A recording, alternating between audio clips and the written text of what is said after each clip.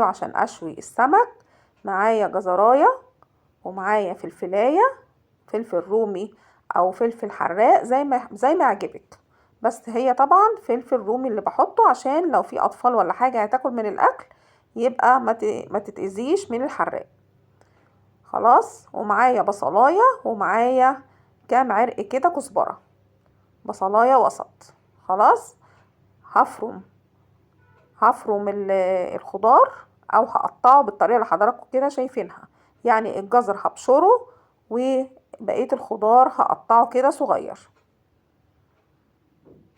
والله يا جماعه الخلطه دي بتدي السمك المشوي طعم تحفه، ولا ريحه زفاره ولا ريحه دخان ولا اي حاجه ابدا. هحط بقى الخضار اللي انا قطعته كده في بوله عشان اعرف اخلطه كويس جدا، وهحط عليه جزء من التتبيله